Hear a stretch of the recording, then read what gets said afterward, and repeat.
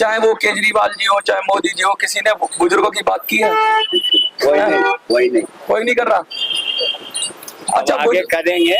हाँ, मोदी जी करेंगे। हाँ, अभी तक नहीं करी। नहीं ये कर रहे हैं, उन्हीं का तो है।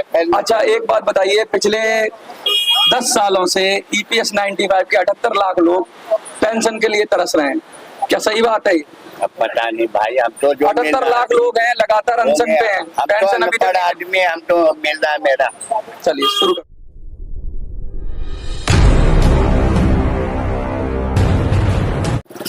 बुजुर्गों के सम्मान में पूर्वी दिल्ली से चुनाव में मनोज सुराजी मैदान में।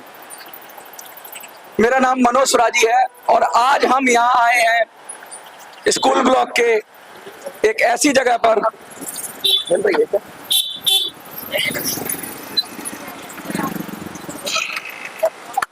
हेलो, स्कूल ब्लॉक की एक ऐसी जगह पर आए हैं जहां हम आकर ये बात कर रहे हैं कि सीनियर सिटीजन की बात कर रहे हैं। हम बता दें, पिछले 7 सालों से इधर फ्रेम में मेरे साथ ही खड़े रहना, बस आप बस आप मेरे साथ खड़े रहना फ्रेम में। किसी को पार्ट कोई लेगा तो अपने आप ले लेगा, साथ ही खड़े रहना। पिछले 7 सालों से दिल्ली के अंदर पेंशन बंद है। हाँ जी, इधर आ जाइए, आप इधर आ जाइए। अंकल जी हमारे साथ बिल्कुल पास में आ जाइए। अंकल जी एक मिनट इधर आ जाइए, इधर आइए इधर। आप हाथ दीजिए अपना, वो वाला हाथ दीजिए, ऐसे खड़े हो जाइए, सामने देखिए। क्या नाम है आपका? मेरा नाम गोविंद सिंह। गोविंद जी, कितनी उम्र है आपकी? मेरे 63 साल हो गया। अब 63 साल हो गया। 60 साल से ट्राई कर रहा हूँ, पेंशन नहीं मिल रहा? मैं कुछ नहीं मिल रहा। क्या केजरीवाल जी के कान पे जू रंग रही है? चोर है, होता है 1 नंबर का है तो चोर है। देखिए कितनी साफ, देखिए जनता है, ये जनता जनार्दन है।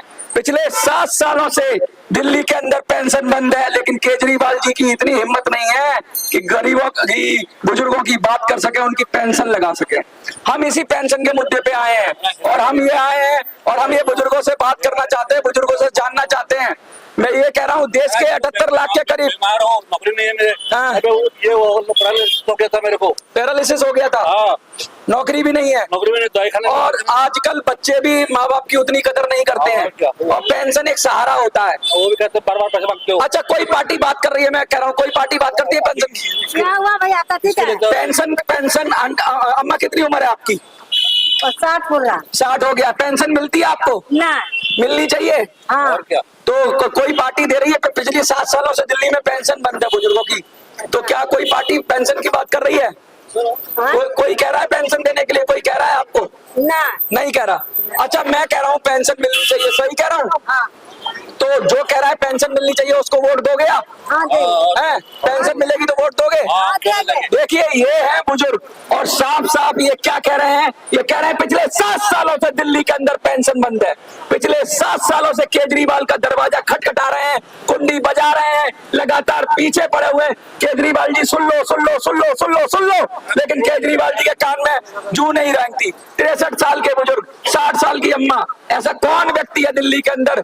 पेंशन बुढ़ापे की लाठी होती है, पेंशन बुढ़ापे की छड़ी होती है। और यहाँ पे इतने सारे लोग आ गए। एक और अंकल जी हमारे साथ आ गए, थोड़ा सा आगे आ जाइए, मैं आपसे बात करूंगा, थोड़ी सी बात करूंगा 1 मिनट के लिए। क्या नाम है सर आपका?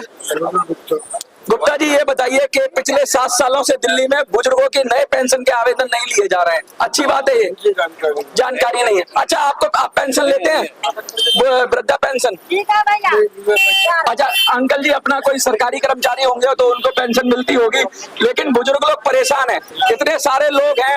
और हम क्या कह रहे हैं? अब मैं मोदी जी की बात कर लेता हूँ। अभी तो केजरीवाल साहब की बात हो गई। मोदी जी ने क्या किया?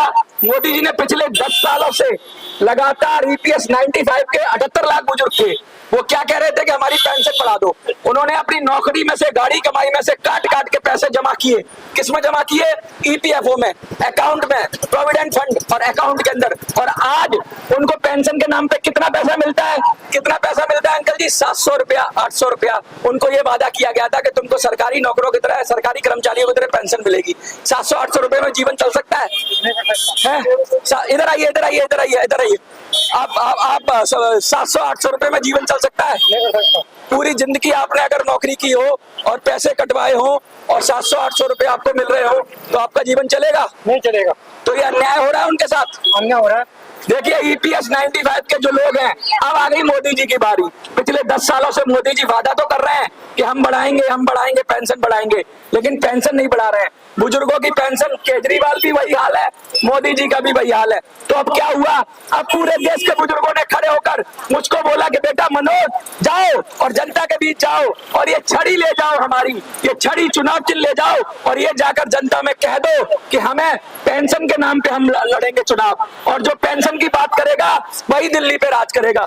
लगातार हम लोगों से बात करने की कोशिश कर रहे हैं और यहाँ देखिए पूरे इतने सारे लोग आए हैं, बुजुर्ग आए हैं, सीनियर सिटीजन आए हैं, कुछ लोग पर्चे ले जा रहे हैं, लेकिन मोटी मोटी बात सबको यही है कि भैया केजरीवाल जी भी नहीं सुनते, मोदी जी भी नहीं सुनते, तो सुनेगा कौन। अब कोई जनता में से निकल के आए तो वो कहेंगे जनता में से निकलने की क्या गारंटी है, तो गारंटी भी मांगेंगे लोग। एक और हमारे साथ अंकल सज्जन जी आ गए। अंकल जी 1 मिनट रुकिए, कितनी उम्र है आपकी? 72 साल की उम्र है। बुजुर्गों को पिछले 7 सालों से दिल्ली में नई पेंशन नहीं मिल रही है, क्या कहेंगे आप इस बारे में? मिलता ही नहीं सर। मिलता ही नहीं, मिलना चाहिए, जरूर मिलना। केजरीवाल जी ने अभी तक बुजुर्गों का ध्यान दिया? कभी नहीं ध्यान दिया। कभी नहीं ध्यान दिया। अच्छा, पिछले 10 सालों से पूरे देश के अंदर ईपीएस 95 के 78 लाख बुजुर्ग पेंशन के लिए चिल्ला रहे हैं, परेशान हो रहे हैं। मोदी जी ने पेंशन नहीं बढ़ाई, 700-800 रुपए 900 रुपए पेंशन मिलती है, तो क्या मोदी जी को बढ़ानी चाहिए थी पेंशन? तो मोदी जी भी नहीं कर रहे ऐसे तो हैं। अब देखिए यही बात है, दिल्ली में केजरीवाल जी डंका पीटते हैं कि हमने दिल्ली में ये कर दिया, दिल्ली के बेटे हैं। मोदी जी कहते हैं मैं देश का बेटा हूं, लेकिन मोदी जी से भी पूछो भैया 700, 800, 900 रुपए पेंशन दे रहे हो 78 लाख बुजुर्गों को, 80-85 साल की उम्र में 700 रुपए देते हो पेंशन, 800 रुपए देते हो, क्या जीवन चल सकता है? नहीं चल सकता। इसीलिए उन्होंने कहा ये छड़ी ले जा बेटा, हाथ में छड़ी का चुनाव चिन्ह ले जा और उतर जा मैदान में और जाके जनता को बता दे, ना मोदी जी दे रहे हैं ना केजरीवाल जी दे रहे हैं, और मोदी जी अपना एजेंडा चला रहे हैं बड़ा बड़ा, केजरीवाल जी अपना एजेंडा चला रहे हैं। अच्छा संजय जी एक बात बताइए, क्या लगता है आपको कि ये जो तीर्थ यात्रा का प्रोग्राम है, तीर्थ यात्रा जरूरी है कि पेंशन जरूरी है? पेंशन जरूरी। तीर्थ यात्रा तो एक जीवन में एक बार करा सकते हो आप, तीर्थ यात्रा अपने पैसों से भी हो जाएगी। पेंशन तो रोज की दिन दो गाड़ी कमाई जो आपकी है, मतलब दिन के खर्चे चलाने के लिए काम में आती है, तो पेंशन ज्यादा जरूरी है। अच्छा, पेंशन 7 सालों से बंद है, केजरीवाल जी अच्छा कर रहे हैं? बिल्कुल नहीं कर रहे जी। तो केजरीवाल जी तो बड़े बड़े ढोल पीटते हैं, मैं दिल्ली का बेटा हूं, मैं बुजुर्गों की बात करता हूं। केजरीवाल जी का ये हाल है, काम ही ढोल पीटना है जी उनका। है काम ढोल पीटना है? बिल्कुल जी। देखिए दूर के ढोल सुहावने होते हैं। मैं भाई साहब को और बुलाऊंगा, भाई साहब थोड़ा सा इधर आ जाइए। देखिए जनता है थोड़ा शर्माती है, अपना बात करने में थोड़ा डरती है, लेकिन ये पब्लिक है, ये सब जानती है, और जनता के बीच में उतरकर, जनता की आवाज उठाकर, जनता के मुद्दे उठाकर हम आए हैं और हम कह रहे हैं किसी पार्टी को छोड़ो, दल तो दलदल है, सबसे अच्छा निर्दल है। और निर्दल की बात हम क्यों कर रहे हैं कि बड़ी बड़ी पार्टियों की बात करते हैं लोग, बड़े बड़े पार्टियों के नारे बैनर पोस्टर लगे होंगे, करोड़ों रुपया खर्च करते हैं और फिर करोड़ों खर्च करते हैं और अरबों वसूलते हैं, लाखों खर्च करते हैं अरबों वसूलते हैं। जनता के ही गाड़ी कमाई से वो पैसा निकाला जाता है। जो चुनाव में खर्च होगा ना पैसा, संजय जी जो चुनाव में पैसा खर्च होता है वो जनता से ही वसूला जाता है। जी बिल्कुल, जी बिल्कुल। तो कम से कम पैसा खर्च होना चाहिए चुनाव में। जी बिल्कुल। अच्छा, हम तो एक माइक लेके चल रहे हैं और हम पैसा भी हमारे पास कहां से आ रहा है चुनाव लड़ने को? इन बुजुर्गों ने, 78 लाख बुजुर्गों ने, पूरे देश के बुजुर्गों ने 50 रुपया, 100 रुपया, 500 रुपया इकट्ठा करके बोला कि जाओ बेटा ये पैसा इकट्ठा कर दिया हमने तुम्हारे लिए, हमारी बात उठाओ। कि मोदी जी भी नहीं कर रहे हैं और केजरीवाल जी भी नहीं कर रहे हैं, और हम तो जनता के बीच में आए हैं, आज स्कूल ब्लॉक की जनता के बीच में आए हैं और स्कूल ब्लॉक की जनता के बीच में कह रहे हैं कि अभी नहीं तो कभी नहीं। आप बुजुर्गों के सम्मान में मनोज सुराजी मैदान में, पेंशन की जो बात करेगा वही देश पर राज करेगा। पेंशन इसलिए जरूरी है कि बुढ़ापे की छड़ी है पेंशन, बुढ़ापे की लाठी है पेंशन, बुढ़ापे का कहते हैं सहारा है पेंशन। कब तक हाथ फैलाएं अपने बच्चों के सामने, कब तक भीख मांगे? अरे पेंशन होगी तो सम्मान से जी पाएंगे, अपने नाती पोतों को कुछ दे पाएंगे। पेंशन इतनी जरूरी चीज है जिसको बंद करके केजरीवाल जी ने, अच्छा फ्री यात्रा की बात करें, बस फ्री कर दी महिलाओं के लिए केजरीवाल जी ने, अच्छी बात है, बुजुर्गों के लिए क्यों नहीं करी? हाँ जी बिल्कुल, उनके लिए भी करनी चाहिए। नहीं करी? बुजुर्गों से दुश्मनी है क्या कोई? बिल्कुल दुश्मनी है जी उनकी। देखिए बुजुर्गों की बात जब हम कर रहे हैं तो बुजुर्गों के लिए कुछ नहीं है, जो सीनियर सिटीजन होता है सबसे कमजोर हालात में वही होता है, सबसे मुश्किल हालात में वही होता है, सबसे बुरे। और हमारे साथ हमारे साथी भी आ गए हैं, हम कहेंगे उनको बुला लो। शर्मा जी जरा एक बार बुलाइए, थोड़ा सा बात करेंगे हम। इधर आ जाइए सर, अरे आप इधर आ जाइए, मैं आपसे कुछ 2-3 सवाल पूछूंगा। देखिए आप तो इतने पुराने, सतेंद्र जी इतने पुराने मित्र हैं हमारे, क्या देखिए स्कूल ब्लॉक में हैं आज हम पूछ रहे हैं क्या बुजुर्गों की कोई पार्टी बात कर रही है? बुजुर्गों को बात कर रही है। कोई पार्टी बात नहीं कर रही। और बुजुर्गों की पार्टी के साथ मैं पेंशन की बात करूं, पिछले 7 सालों से दिल्ली में नए पेंशन के नए आवेदन नहीं लिए जा रहे हैं। केजरीवाल जी कहते हैं मैं दिल्ली का बेटा हूं, तीर्थ यात्रा करा रहे हैं, लेकिन पेंशन के आवेदन नहीं ले रहे, पेंशन नहीं दे रहे। अच्छी बात है, अच्छी बात तो नहीं है। अच्छा सतेंद्र जी एक बात और बताइए, एक ये भी बात है कि ये अच्छी बात नहीं है, मोदी जी पे आ जाते हैं। ठीक है, मोदी जी कहते हैं कि मैं तो देश का बेटा हूं, मैंने देश बदल दिया, ये कर दिया।